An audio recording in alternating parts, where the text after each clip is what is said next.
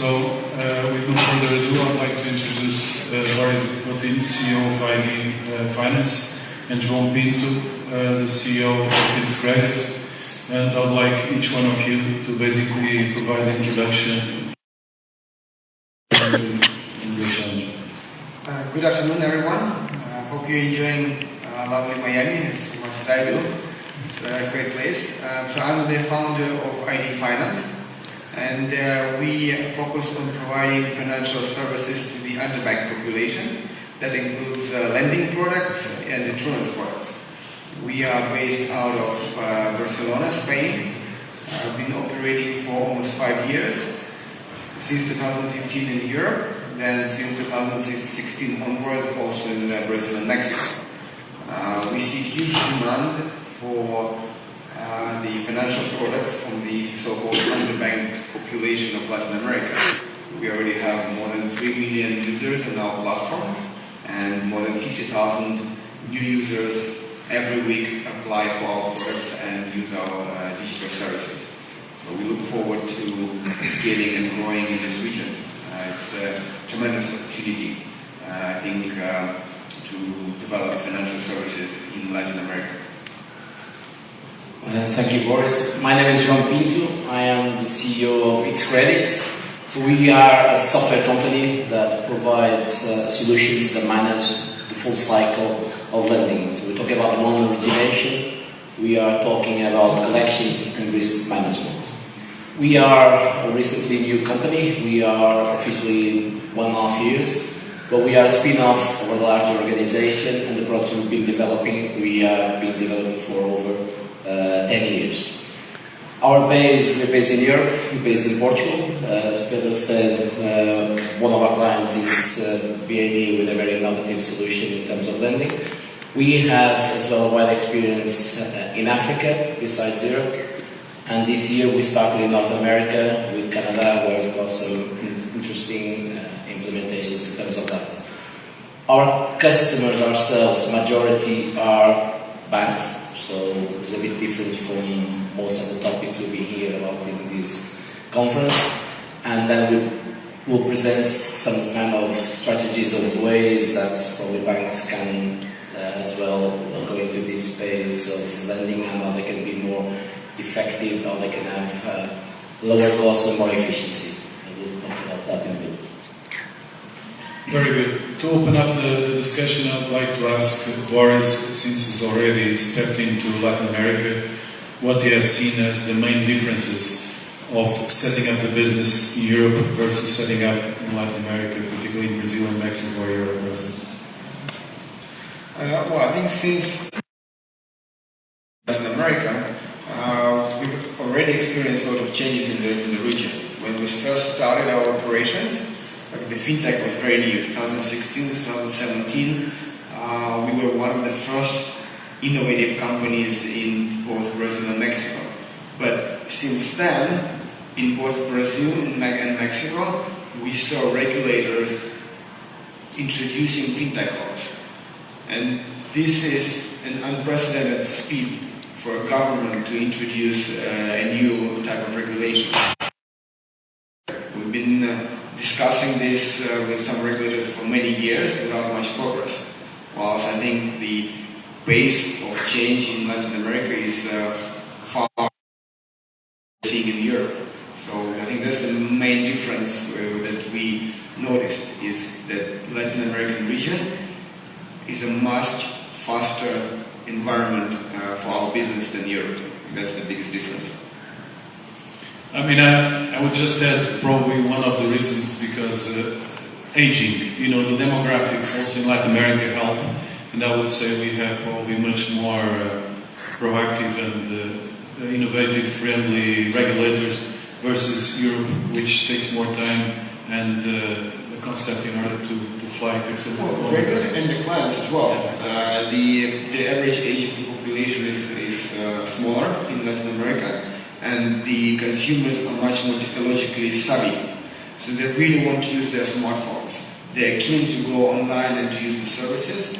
And in only 2 years of operating in Brazil and Mexico, we're already seeing a much bigger demand for the services than in Europe.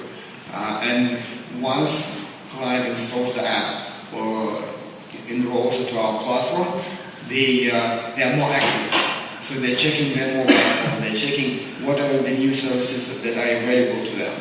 So I think overall, the interaction with the clients is much more exciting and much more interesting for us. Because they want to use it, and if you give them the product, they will use it and they will remain your clients for a long time because they're happy with the service. Very well. A question for Joao. Obviously, ITSCREDIT has a proposition to digitalize the workflow of credit from front to the back office. From my experience, I see that fintech started very aggressively in other markets by creating this digital experience. Some of them they started so quickly that they just thought about the front end. They had a number of people in the back end. I think now things are evolving into having the full process digitalized. But my question to Joao is, how do you see banks, the incumbents and the banks with legacy, converting themselves into digital banks and trying to access the market in a way that fintechs are doing?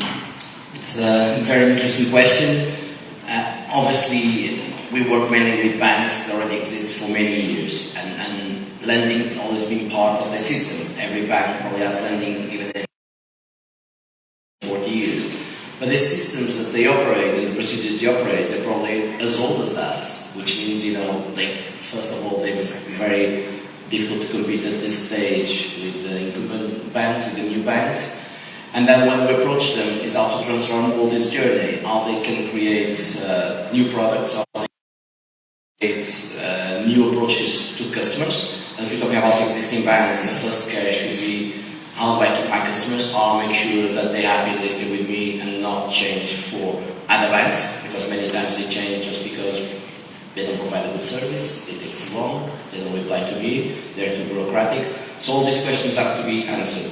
And then when we talk about the full process, is taking all this journey in terms of customers. I want, first of all, my lending products. So I want to be at home and simulate and calculate what is best for me, what is the period, what is the interest rates, what I want to pay.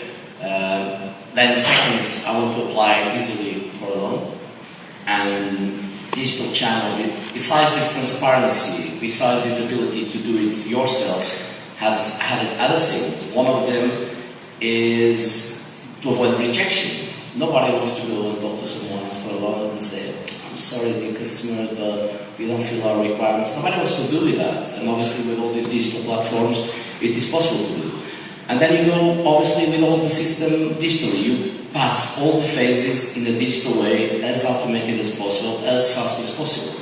So many of the solutions that, for example, all of us implement, you can have a full process running in a few minutes. And that's obviously unbelievable. And if you can do that in all the steps of the process, that's very good. Ourselves, besides, let's say, personal loans and unsecured personal loans, we run with the same platform different types of products, different types of lending products, not only for retail, for SME and corporate.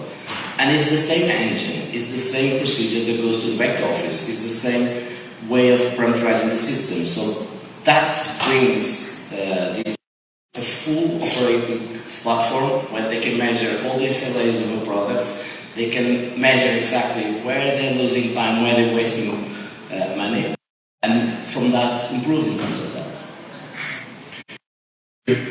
Joao, besides the process, obviously we want this to be as customer-friendly as possible and as productive as possible so that we reduce the risk premium that clients ultimately have to pay. My question to Boris, that although I believe you are on the top of the wave in what concerns the use of data, trying to get unbanked clients to actually be able to be accepted, that otherwise they wouldn't be.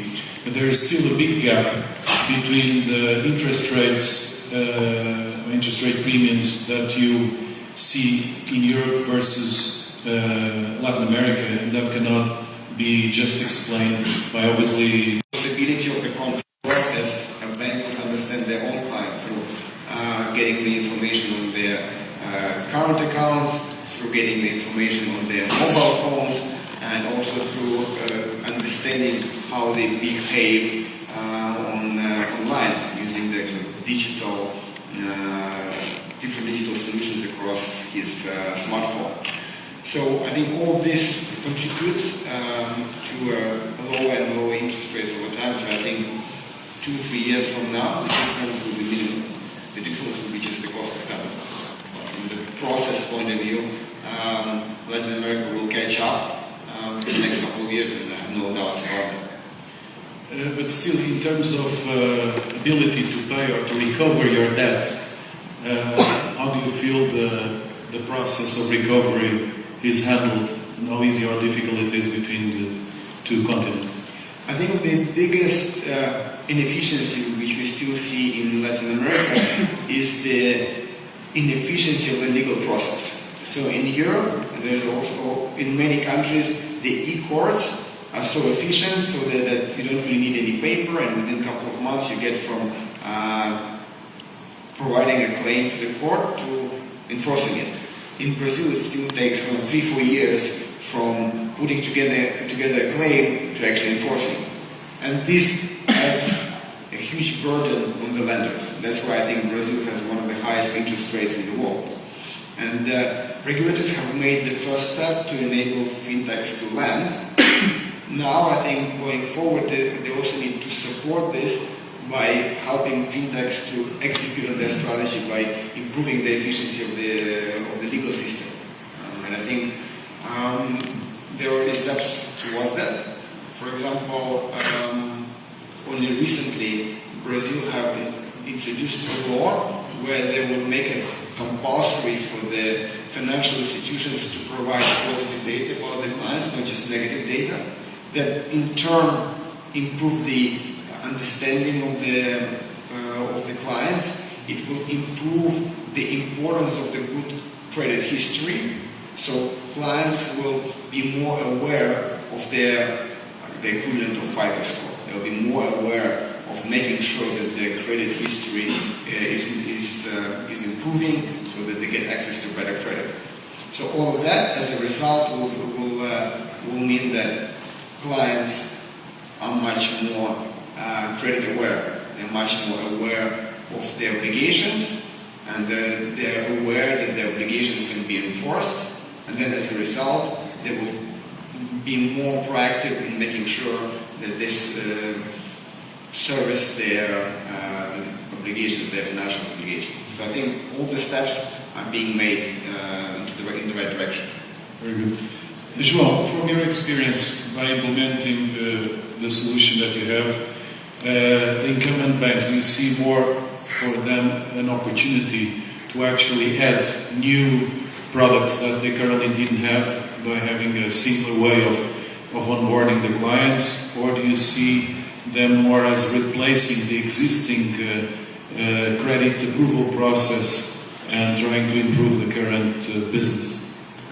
I see, obviously, there's a huge space in terms of lending for the new incumbent banks, and in particular, if they target different opportunities that are in the market, different segments of customers with differentiated products. Simple, we see some examples here, but we still see a lot of focus on the traditional unsecured personal loans and auto loans. So if you imagine there's an opportunity for a bank to target, for example, students that take in specific degrees, you can have a different perspective who other people are applying for loans, and from that leverage different products. But for a normal bank, it's all the same, whether it's one student, one individual, they're not treated differently in terms of scoring, they're not treated differently in terms of product, nothing like that. So by creating this differentiation in terms of products definition, by creating this differentiation in terms of risk analysis and understanding who they are after in terms of customers, they can perform a much better service than traditional banks, and there's a huge space for that in the market. Very good. Thank you, Joao. The question for Boris is regarding, data use. As we usually say now, data is the new oil, and ID Finance has this innovative approach of using also telecommunications information to enrich its data in order to improve credit. But if you compare the different jurisdictions, I mean, first, what would be the ideal scenario for you in terms of having the best set of data, and where do you see limitations in certain geographies versus others, whether it's overregulated in terms of data protection, or the information is just not there? Where do you see some challenges from one market to the other? Well, I think the ideal scenario is unregulated environment, but unfortunately, this kind of environment often gets abused. So I understand that the sector has to be regulated. Even if we have a certain standard as a company, unfortunately, not all the competitors will have. It has to be regulated. And in terms of the data sets, the telecom data is the second most powerful data after the credit history, and it's the most powerful data for the clients who don't have credit history. I think from this point here, we need to make sure that all of there's a standard for what kind of data is provided, because there's too much data. And often we see that the client's data is being abused and the clients are really, really frustrated. As a result, we see that their satisfaction is dropping and they don't want to use the information and the services. So in an ideal scenario, we would have a single provider of telecom data, like we have a single provider of credit data, like the credit bureau would aggregate and resell. So I think it makes sense that for the telecom data, there is one regulated aggregator who then resells this data. Unfortunately, it's not the case in all the jurisdictions. And when there are too many players trying to sell the data, then it's a mess. And the data gets duplicated, the data is not accurate, different companies providing information to different aggregators, then you don't know whether you're seeing the same information twice, or is it two sets of information. So I think creating a regulated entities to manage data would be an optimal scenario to make sure there's no data abuse. Joao, a question regarding, channels. Now banks, although they have branches in the more mature markets, you're seeing the use of brokers also to basically bring leads to the bank. Would you think, the platform that you have would also be able to include interaction with brokers and have a bank using the brokers as an extension of their workforce? Yes. So in the platform that we provide and the banks where we work, they're looking as well in terms of extending the network that deals with people. And normally with these brokers or merchants, they have different ways to interact with them. So one of them is straight away in the point of sales, doing a business and straight away get a decision on a credit, on a loan. So not only from the traditional car loans, but as well from consumer loans, as well from travel agencies and different parts. And one of the reasons for that, even for the client, is obviously a personal loan in terms of interest rates is lower than a credit card rate. So it gives a person as well the opportunity of buying something in a moment. And let's say, instead of using a traditional payment method, they can use a loan as a payment method.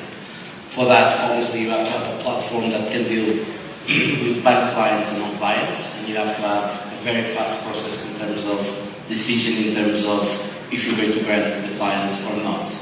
So, and then you can take this either on the physical channel, when you've got dealers that are dealing with the customers and they can get this information into the customers, and as well in the digital space. So when you see a shopping cart in a website, when you're buying some kind of goods, why not consider paying as a loan? And the advantages are enormous in terms of beneficiaries, in terms of paying installments for clients, and as well provides a new method of revenue for all the lending platforms.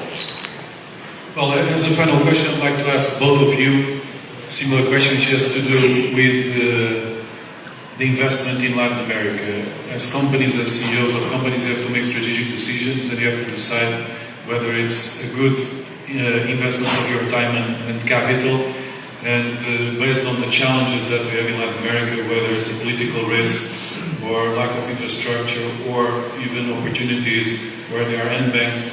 Overall, I mean, what's your view in 5 years, where you'd like to be? What do you think there is good prospects for Latin America when compared to other regions? Well, for us, we have no doubt that this is a very exciting region, and it's definitely worthwhile to spend the time, effort, and managerial bandwidth to develop in this region.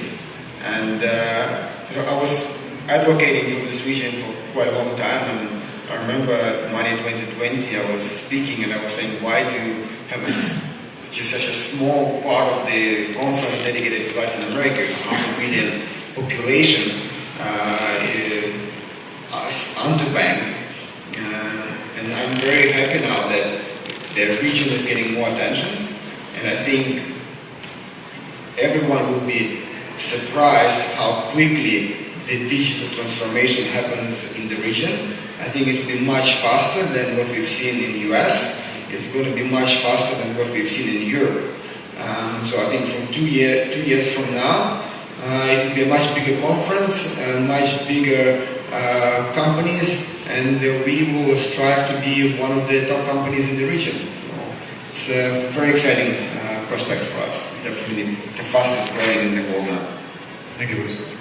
So from our side, we are based in Europe, so we work in Europe, then we start working in Africa, now we're working in North America. So the reason why we're here as well, attending this conference, why I've been doing travel as well to different Latin American countries, is to understand how the region works, is to understand how can we go there, how we can implement our systems, if it's about acceptance in the market. And all that we see is very positive. I think it's a very exciting region.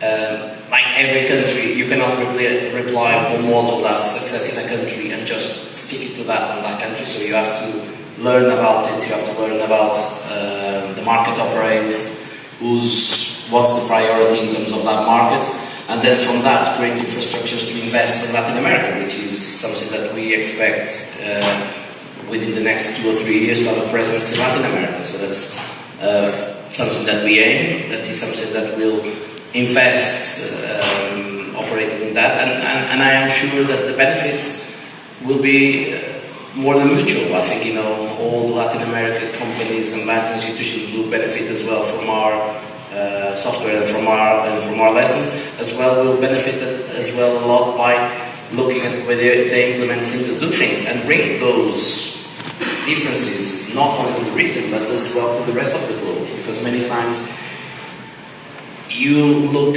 at the regions differently and you learn from that. Sometimes you create a process that is complicated either because the regulator says or because it's traditionally do that way, and then you go to emerging country and you see things so much simpler, so much faster, that you take this idea and push it to the other regions. And this is a very learnful experience, and that is something that we are looking to apply in terms of that. So just to add to that, sorry to interrupt, look at in the brief history of, let's say, Latin American fintech, we already have New Bank, which is the highest rated challenger banks. Look at Creditas success, look at Rappi, with like 1 billion investment. So, and this is within like 2-3 years. Look at Europe, been there for, the fintech revolution been happening there for 10 years, and it's slower than what we've seen in Latin America. Very good, thank you. I don't know if there's still room for a couple of... No? Okay, that's the end. If anyone has some questions, please, you can come to the area there in the exhibition. They have both of them present there. Thank you. Thank you.